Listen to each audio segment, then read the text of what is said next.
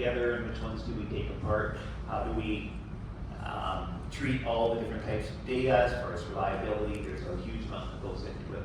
Also, some new things that they added in 2020, they added slime molds, like the chocolate tube slime that you see in the top corner.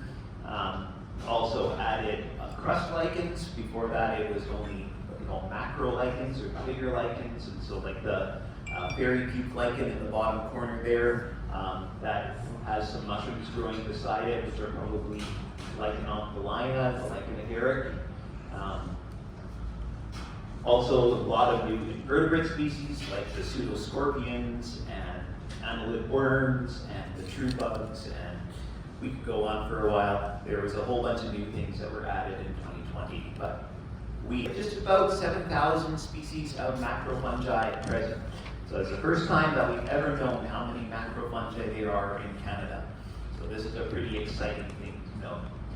Interestingly, for a lot of us, we like to use the common names, and as far as what is broadly accepted, only about 2% of Canada's macrofungi have common names that are well enough accepted to be used. So if you're just going to try and learn only common names, you're going to be maxed out at the 2% of the fungi.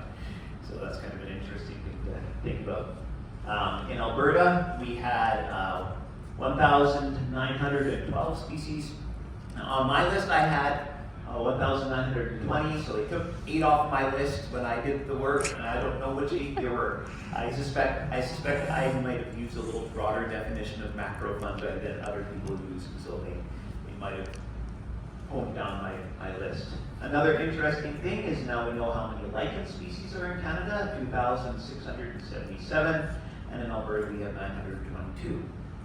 On the bar, that means, I don't know, means that we don't have enough data. We know that the fungus is in Canada or in the province, but we don't have enough information to put down and try and figure out a proper ranking.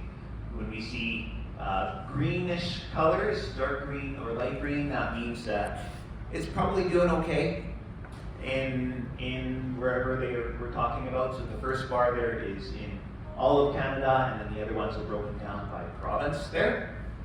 And the yellow ones are kind of like, maybe they're in trouble, maybe they're not, but maybe they're okay.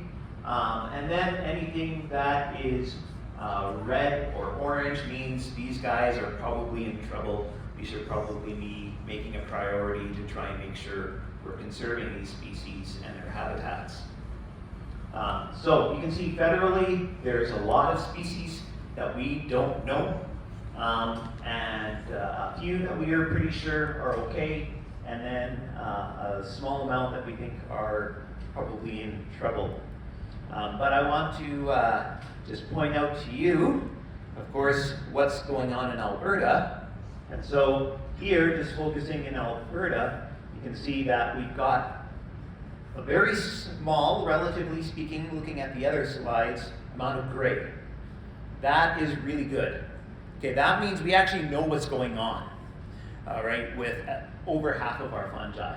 And only Alberta and Quebec had more known than unknown rankings. So that is just a testimony to the hard work that the AMS has done over the years, compiling all the records of the macrofungi.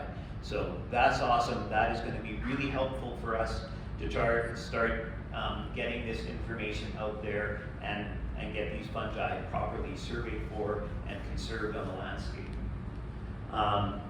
Of the other information there, Alberta has the highest percentage of rare species, so including the ones that are in the orange and the red, highest amount of these rare species in any other province.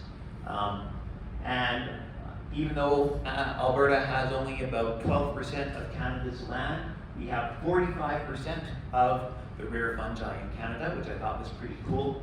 And 20% of our rare fungi in Canada only have been recorded from Alberta. Now, it doesn't mean that they haven't been recorded from the States or Europe or somewhere, but as far as in Canada, there's that many that are 46 species that are rare species are only found in Alberta.